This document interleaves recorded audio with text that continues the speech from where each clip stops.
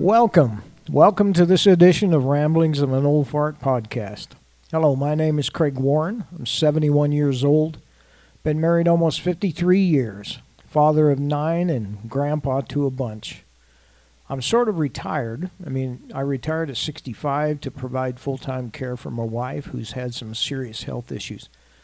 But lately I realized that I needed something to do to keep my mind active, keep me sharp. So why not a podcast? I have a lot of experience. I've done a lot of things in my 50-some years in the workforce. I definitely have a lot of opinions, so what more would you need? I should mention that I have never been a member of a political party, and I do not intend to do so. My podcasts do not come from a political place, just from a factual and common sense place. I'm approaching this one today, this podcast I refer to as Liberalism is Destructive.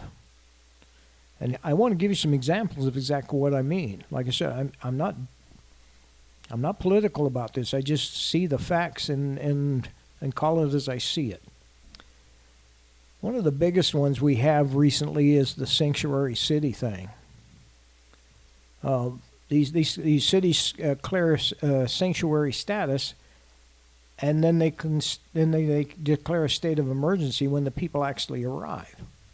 And I don't see that makes sense. We have cities like Chicago and New York that are pleading for federal help and even suggesting that residents host migrants in their spare rooms. Well, they're the ones that ask them to come. You mean they didn't realize that they might actually show up? That's the liberal mentality, and it's destructive sometimes. And then we have other things like, it just feels like a total disconnect from the reality that our resources are finite. It seems like that they think there's no end. There's no end to the money. They can do whatever and how much and spend whatever. That bothers me as well. But one of the other big things I see is, two of them actually, and they both have to do with legal. But we have this retail theft issue. In some places in California, especially, and others, California is, I think they're Prop 47. It basically changes the threshold of what is a felony. And so if it doesn't reach that, I don't know, I've heard the figure $950. If a guy walks in the store and steals something, as long as it's under $950, it's no big deal, right? Just cost doing business, apparently, in California.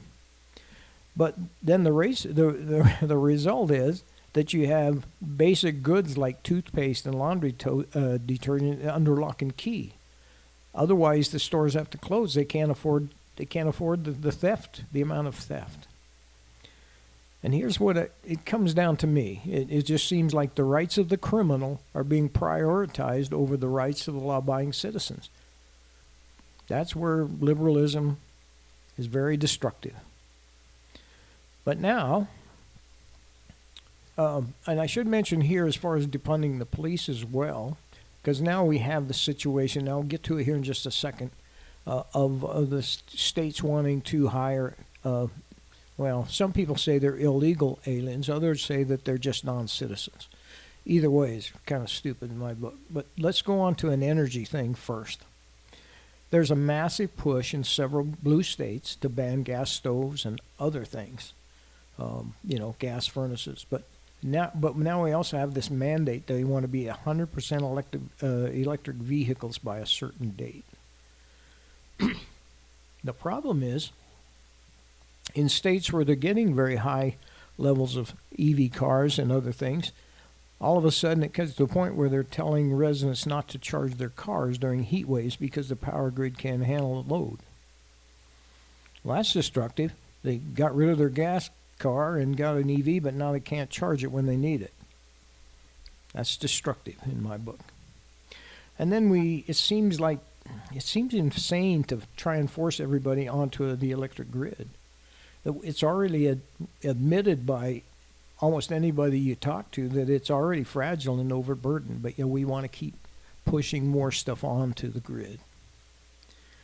And this is an issue that's really got my attention here recently. It's these squatter rights things. We've seen a surge of these stories where homeowners return from vacation to find somebody living in their house, and the police say it's a civil matter. I have a question about that. How did they get in the house? I mean, I'm pretty sure if these people left and went on vacation, they didn't leave it in a lock. They didn't leave a big sign out front that says, make yourself at home. So I thought that breaking and entering and destruction of property were crimes. But apparently not in some of these liberal places. Okay. But that just goes to my other point here, that we have seen in today's world that we're just not protecting those natural property rights that our founding fathers fought so hard to protect. It's going to have to stop somehow. So just kind of a comparison, just a recap. We have the criminal justice issue with they want to end mass incarceration, so we just turn people loose unless they've reached some particular arbitrary figure, right? And then we have this sanctuary city thing. But when we do that and we bring all these people in like we have over the last few years, then we see infrastructure collapse. We have schools that are not schools, they're just used to house illegal aliens. We are paying hundreds and hundreds of dollars a night to house these immigrants in hotels. We just go in and take over the hotel. I don't see how that can make sense. That can't possibly work long term. And then, of course, the Save the Planet ideology where we're trying to force everybody onto the grid. Problem is the grid can't even handle a toaster at this point in some places, let alone trying to charge your EV cars. And I know something about this. My son has a Tesla. Nice car, great car. I have no problem with the car. It's just we're trying to force the system into something it's not. But when I tell you about the power, I helped him wire in a circuit so he can use a fast charge at home. But see, that's a 50 amp circuit, so it draws a considerable amount of power when they're charging. And so that's we knew that they should have known that going in when they started making all these mandates. And then we have this DEI stuff in the police force and the issues. Now we want non-citizens with guns enforcing law over citizens. That's insane in my way of looking. If a state can't or won't define who is a member of its political community, how can it protect the rights of its actual citizens? Right? How can someone be deputized who hasn't even pledged allegiance to the Constitution that they're supposed to defend and protect? One other issue on this, and I'm finding this is another podcast, you might want to look at this, but most of these places that are doing this, they haven't altered their oath of office. So most of these people are having to give an oath or promise or under oath that they are both a legitimate police officer and that they are a citizen. Well, to me, that's a false statement under oath, which should preclude them from being a police officer. I mean, if you lie under oath, I'm pretty sure that grounds for dismissal, right? Anyway, it just drives me crazy. And here's the other thing. In the in the Foley versus Kennelly Supreme Court case, it also mentions this in the Federalist number 46 as well, but in that case, the Supreme Court determined that police officers should always have to be citizens. And why are we ignoring that? Well, it's because of the defund police thing, a lot of it. These cities, they say they didn't defund the police, but when you look at the numbers, their budgets, they didn't just totally take the money away, but they cut their budgets so much and sent that money and put it over into other, I don't know, community projects maybe. So we had a large number of veteran police officers that just left and got out of it. The next thing I want to discuss is some of the green energy stuff. I mean, I don't know, the luxury of green energy, I would call it, because it just doesn't make sense sometimes. But we are banning gas stoves. We're asking people, then at the same time, we're asking people not to run their AC during hot weather when that's when you need it, right? And then this has had an effect here in too. Now, Utah, where I live, we haven't gone like totally all in on the solar and the wind and the green. We have a significant amount, but we just done it in a more rational way. But even then, our electric rates, or utilities, have gone way up. And this is creating some issues. And one of them, this is kind of the last straw, but I seen we had recently, they had this, what they call a point-in-time count, where they go out and count the homeless even late night when they know they're kind of collecting wherever they're going to sleep or whatever. But it showed that in Utah, among 64 and older, the rate of homelessness rose 42% over the last year, 2025 to 2026. And that's what I call destructive, okay? And you have to understand the power companies. They're in a situation here where they are forced to buy this green energy, wind and solar, but it's not a constant power. I mean, if it gets cloudy, the amount of energy drops, and they have to account for it. They have to be able to move with it and make sure that they keep the grid able to sustain the demand, you know. So it costs extra, and this is the part about this that I'm telling you, it can be destructive. When we try and force this stuff too much, too fast, it's destructive, and people are paying the price. Just ask those 42% increased people, those ones are affected last year over this, that are now homeless. Let's find out if they think it's destructive or not. You have to understand, these people have money. It's just they no longer have enough to pay for all the high costs of living, the utilities and rent and all that stuff. Okay, so forcing a transition to a fragile system, and we call it progress. I call it crazy. I don't call it progress. Okay, so in another podcast, I've been discussing the green energy in more detail. And the data points that I'll give in that thing prove my crazy premise. The numbers suggest that a massive disconnect between the green policy goals and the reality, especially in seniors and low incomes, it just destroys their budgets. I know here for me, in the last 5 years, my electric bill has gone up. It went up about 300%. But we've had a very mild winter, so we're on equal pay, and so they reevaluate that a couple times a year. Ours dropped back just a little bit, but it's still 260, 270% what it was 5 years ago. On somebody, seniors, on fixed income and low income, that's a very destructive figure right there. I'm just telling you. Okay, here's a figure that I want to give to you. Over the last 5 years, energy costs have gone up. But in the high mandate, green mandate states, in reaching a peak in 2023 where mandate states' requests were 204% higher for electricity rates than non-mandate states. The reality is, in 2026, U.S. average of electricity rate is 17.24 cents per kilowatt hour. But in California, and in the green mandate states, it's 34.71 cents.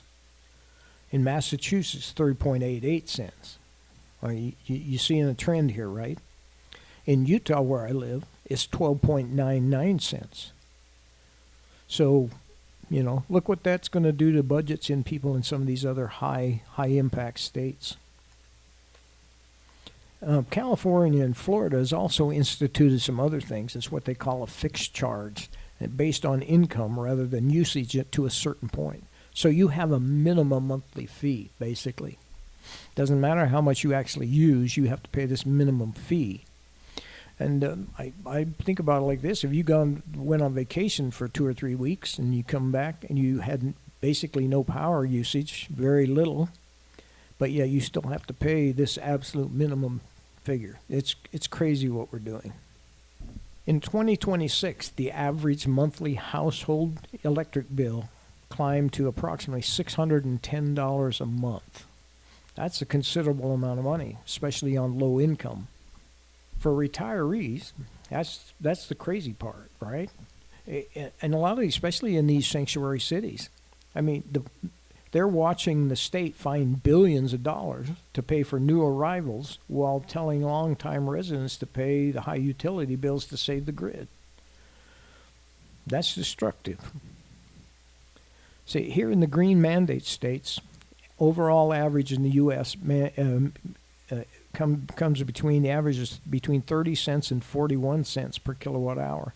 When in normal regular states that haven't gone this high green mandate, it's like 11 to 14 cents.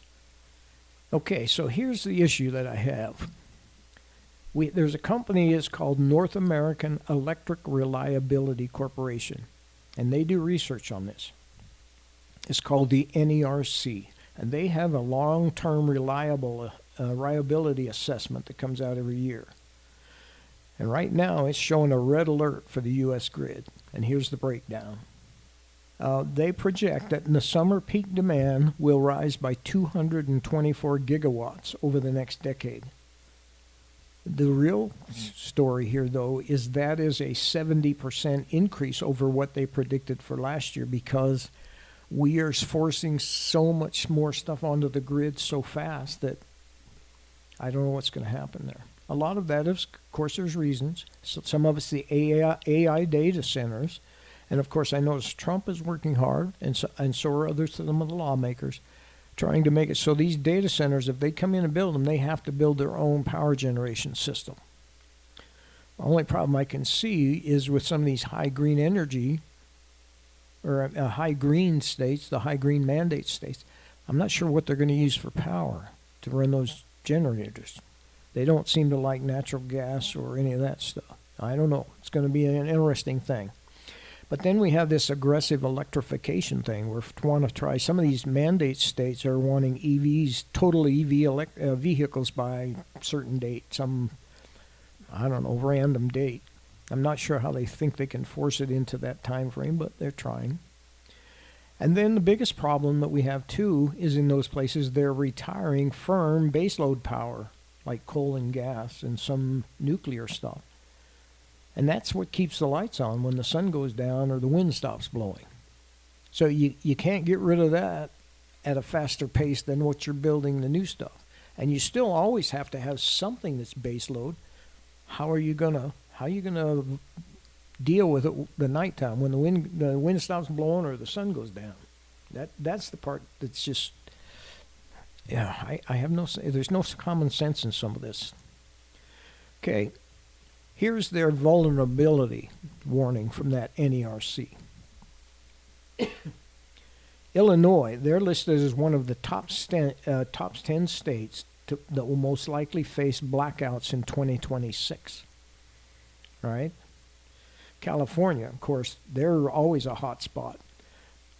But here's a figure that I found here recently. It showed that approximately 40% of all the solar energy produced in California is wasted because they don't have the infrastructure to take it from the solar farm out in the desert and get it where it needs to go. So that's an issue. That makes no sense. See, we should make sure we have the infrastructure in place as we create the demand. Otherwise, it doesn't make sense. But let's just take a contrast between red states and blue states. We already talked about the red states and their issues. But in blue states like Utah and Arizona, the statistics show that they are 2 to 7 times more reliable than the national average. And why?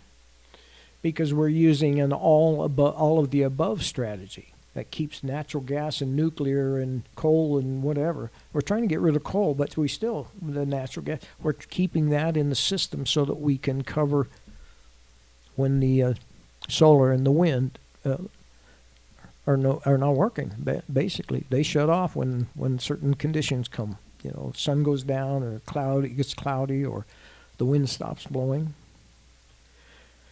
Okay, so now the other issue here is they are issuing a winter risk issue, because now in a lot of these green mandate states, they don't want you to have a gas furnace, or, they want to force you into one of these electric heat pumps things.